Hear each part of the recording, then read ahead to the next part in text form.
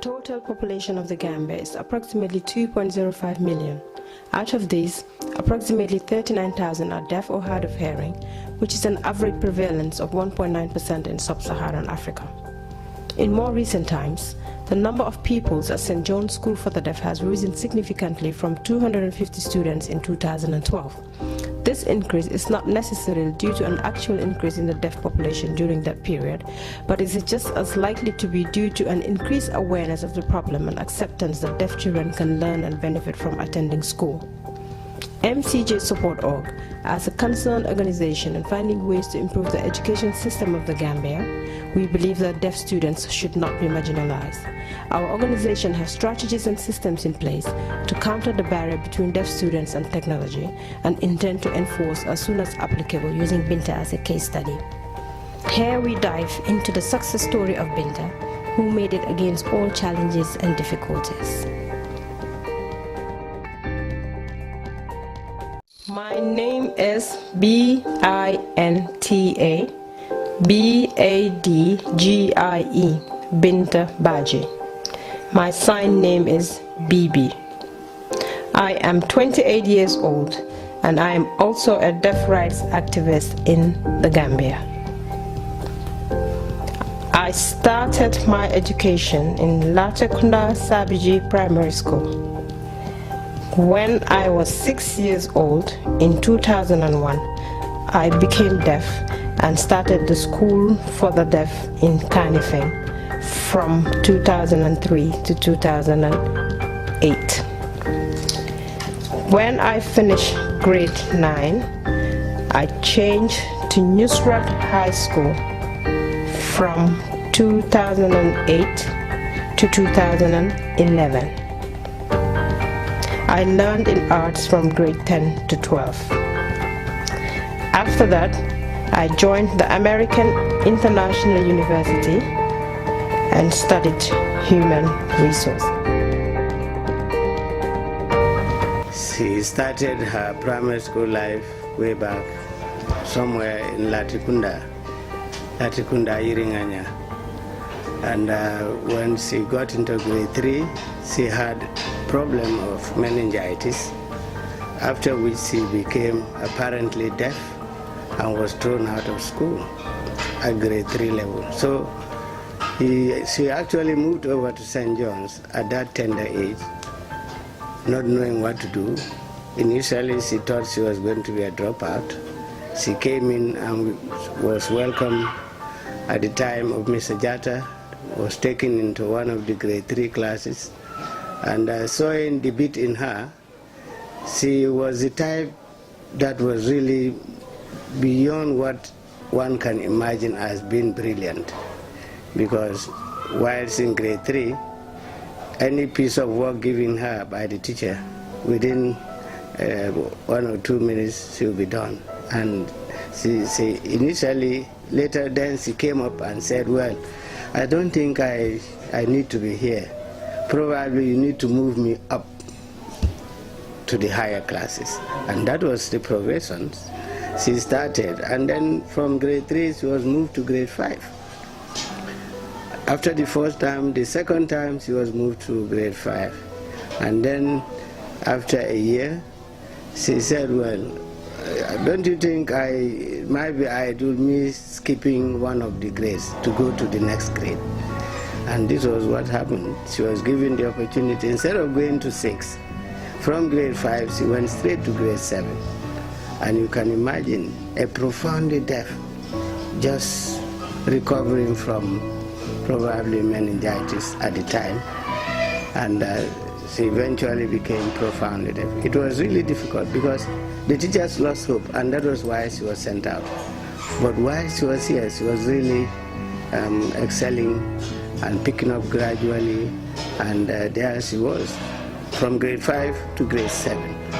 And then at grade 7, she said, well, why don't I venture into challenging the grade 9s? Let me write the same exams with them. And you can imagine from grade 7, she went in and wrote the same exams with them. Not the international one, but then the class test. And she actually excelled more than the students in the grades. So it was really, we saw the potential in her, and she was really exceptional, very well composed and ready to work. But it was, the surprise was that when she got into grade 9, she walked into my office here and said, well, Mr. Mendy, I want to be at that challenging senior secondary school, Newsat High School. So I told her in the face, if you're able to make it, you need to get the requirement to get into Newsat High School and come with me. If you're able to make it, I'll get you by the hand and take you all the way to meet Mr. Bojang. And this was what happened. So the grade 9 results were exceptionally good because he sat for 9 subjects, only failed maths, and the rest all distinctions, 5 1s, the 2s and 3s and so on. This was how she had the possibility for admission at Newsat High School. I'm sure if I bring the history to light, Mr. Bojang will recall, said, Mr. Mendy, you want to add failures to our numbers because this girl is a profoundly deaf. I said, no, give her the opportunity. And there and then she was admitted and progressed on up to grade 12. Well, Binta is one of those students that I received some time ago.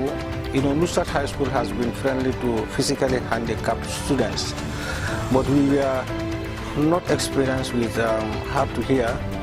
And when Binta came here in grade 10, you know, I have observed that she is a very brilliant student, but she has this handicap, but that does not mean that she cannot continue. She was able to be friendly with people, and it knows that we treat physically challenged people are equal, just like normal students, no difference. You know, she was treated equally. She grew up like that, grade 10, grade 11. You know, that I look at her result, it was very good. She came, I told her that I'm going to make you a senior prefect. She said no. I said yes, we are going to make a senior prefect. Then we convinced her. She was able to accept that as a senior prefect. And then she was sitting next to a student called Aja. You know, finally Aja was able to learn the sign language. They were classmates, and then most of the time she asked questions, and when they come here, I used to have discussion with her. I'm very close to her. You know, I'm one of her best friends. Every time she will come, sometimes she will get angry and say she's not going to come to school. I will send somebody to her and tell her, I beg her, let her come. You know, because of emotional instability, maybe that was the reason. But twice she said she's not going to come to school. Then, but I think she also actually listened to me a lot, and then maybe she needs my attention. That is why she does that, because anytime she does that of thing, I have to intervene, and then luckily she listens.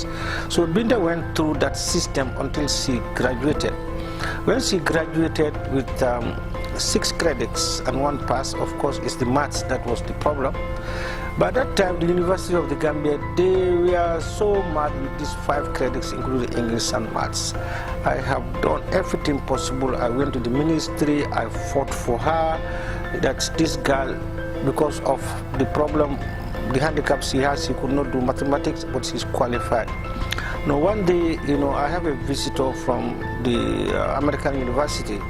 That one Mr. Bite is from my village to Jereng. He is a lecturer, and I think the assistant registrar or the registrar, they came for a courtesy call to my school.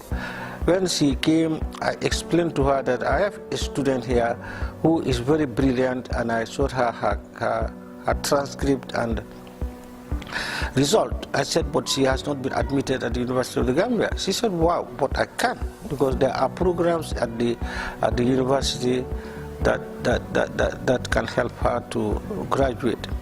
She is going to be the first Gambian deaf doctor in education, and that was her aim. And she wanted to be admitted into the University of the Gambia, which was not possible because she failed maths. And that was what happened.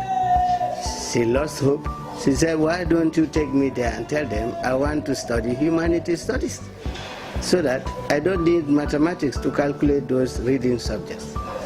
And it was not possible until the opportunity came that she got married to a European, and that fellow was so helpful that eventually they traveled to Holland. On their return, she secured admissions at the American university, where she's currently doing very well.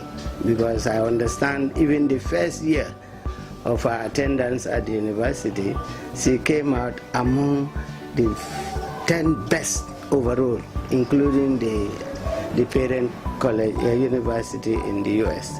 So I mean, those were exceptional moments we can recall of Binta Baji, and I think she's really a pace setter. She's been a pace setter for all the deaf students at the school here. That she was admitted, I was very happy. I mean, I did not leave that. I went back and attacked some of the officers of the University of the Gambia.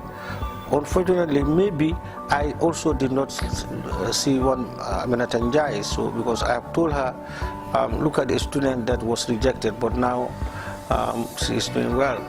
In fact, Binta's lesson has taught us a lesson that now their cases will be now taken on special cases. If there are issues, we can always approach the university and they would listen. Because this dogma of 5 credits in English and maths is now history. And then I tell you, the fight against that, I was participating. One of the things that really gives me the energy was Binta, and I think her role in that aspect is something commendable. I'm not saying she's the only one, but for my part, I had a lot of voice. I always advocate for students who could not do mathematics per se should be given opportunity to go to university education. All what I know about Binta Baji, she's a girl that one needs to emulate from.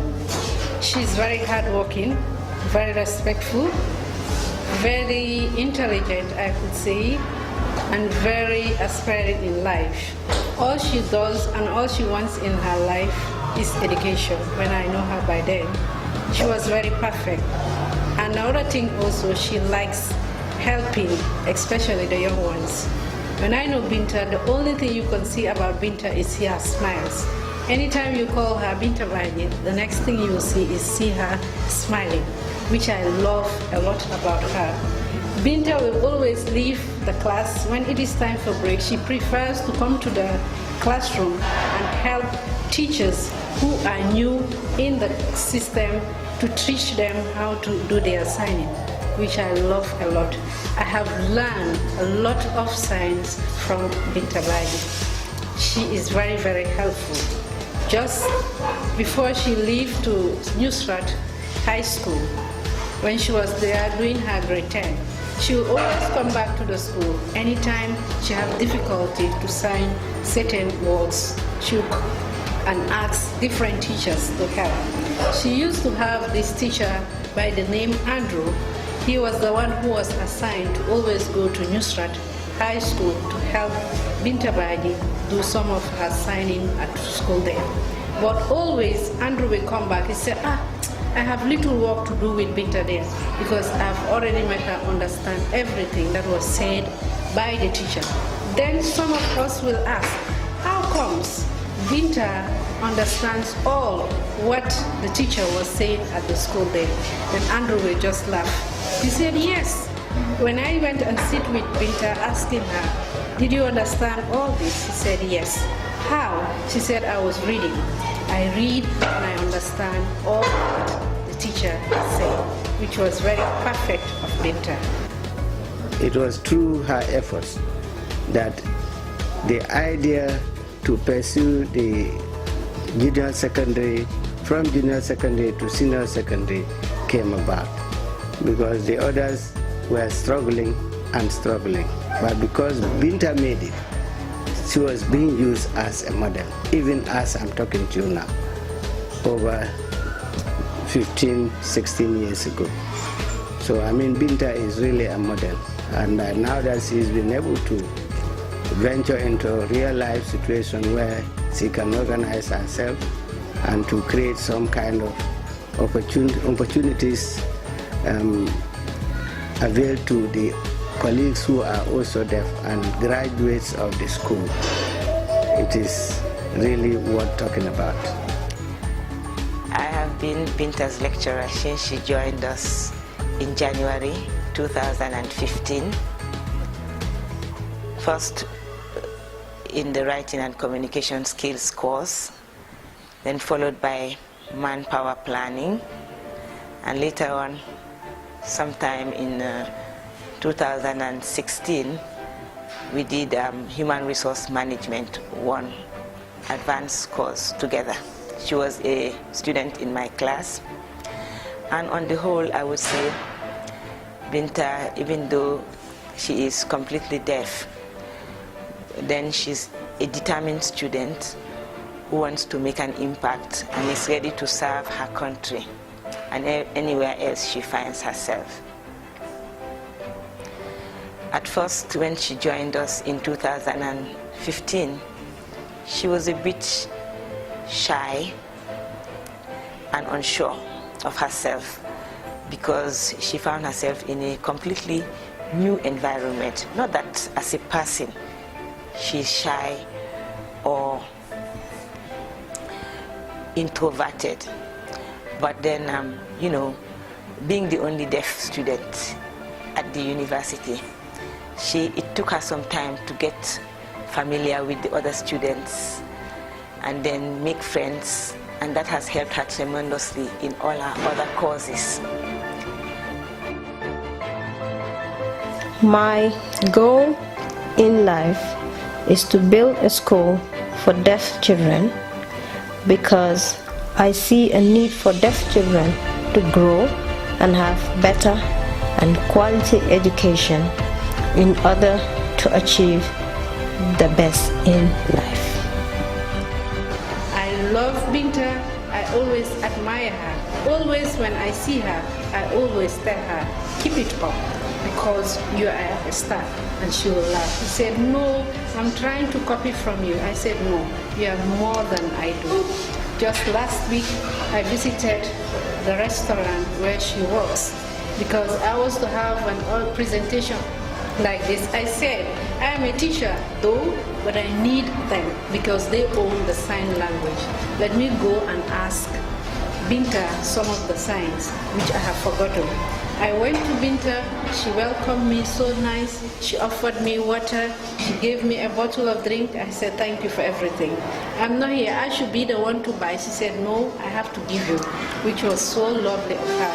And all the girls who works there, they're very good and perfect. The place is always clean, neat, and welcoming for any visitor who wants to go there.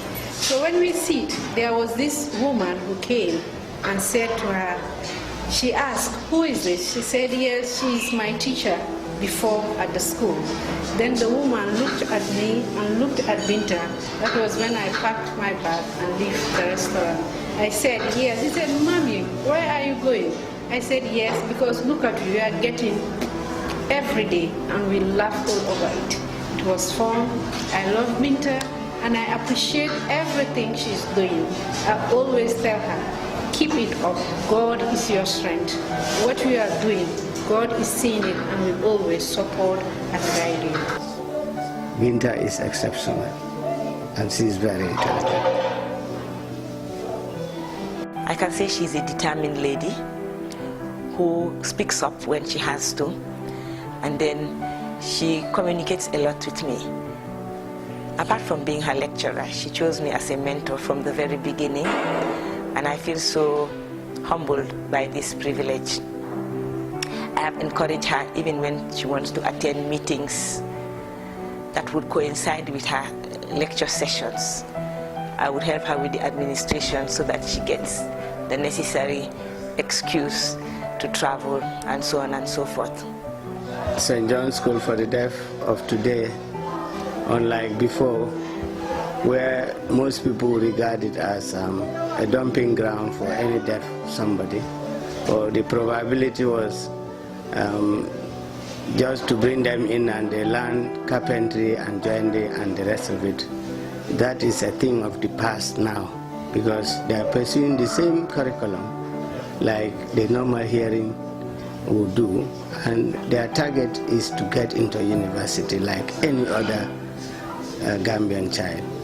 You know, Binta has a very pleasant personality. You know, she is amicable, very nice girl, and then she's very, very friendly. You know, she's always smiling, although she's really hard, sometimes very difficult to deal with. But nevertheless, I have studied and I realized that she is able to comport herself and do schoolwork. I have faced a lot of challenges in my life, from school to university. When I was in high school, my biggest challenge was the communication barrier, and also in university, because many people do not understand sign language and the importance of giving time and patience to deaf people.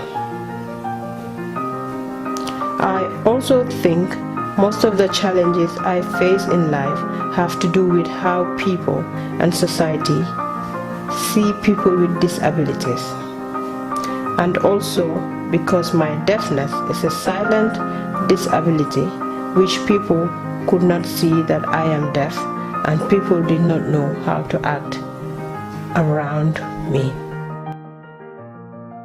The message here is that disability or challenges physically, or whether it's your eyesight or whether it's your ability to talk, that should not actually prevent people from not doing well. They can do well.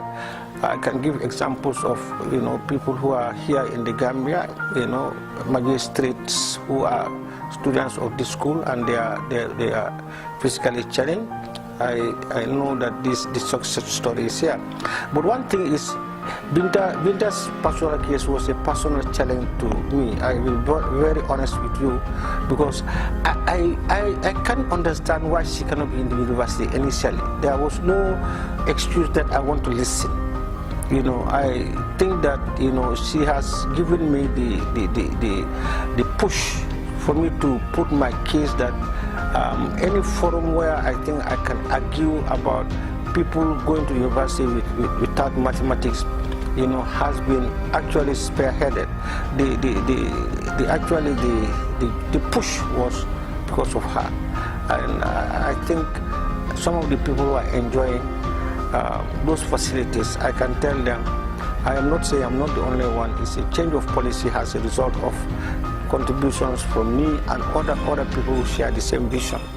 She's doing well, and I hope she's going to stand out as an example for other students with learning difficulties, with physical difficulties, to encourage them and for them to know that everything is possible once they have the required support from government, from the community, and from people around us. In my work, I have come through many problems. One is Gambian people's perception of people with disabilities and deaf people. I want to make Gambian people to understand that disability does not mean lack of ability. Every disabled person has their own hidden ability, and we must always try to recognize that there are different abilities. So we have been able to expose them into some real life situations where they learn skills, but that is not the end of it. They also needed the academic and pursuance, and to be able to get into university like Binta did. That is the target, and our target is to make sure that the students also excel like any other child that has been able to go into the school system and to progress right through up to grade 12. That is the target. And it started way back in 1999. Every year we turn out graduating students. And our target is not just to stop at graduating them at grade 9, but actually to bring about changes where they can progress into senior secondary category.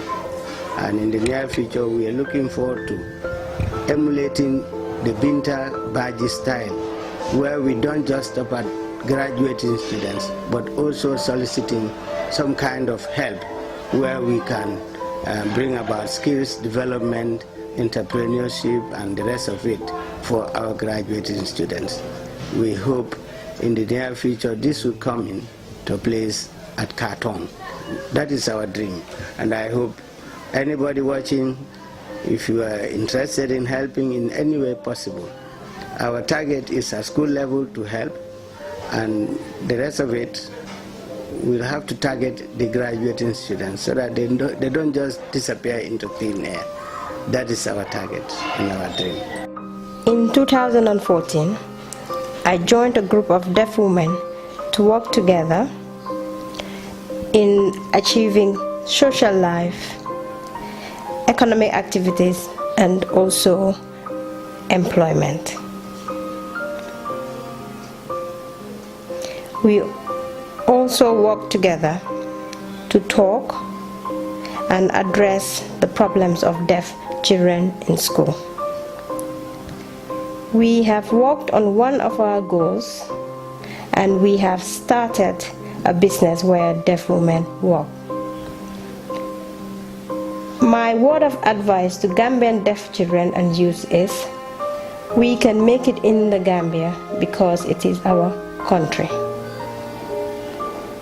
We can work together and build our country if only we have goals, the determination and courage to build up our country.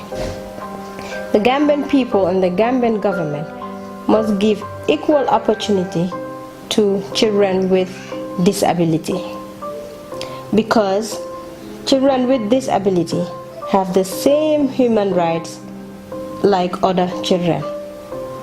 They have the same rights to education, health, housing, and all other rights in the UN Convention on Human Rights.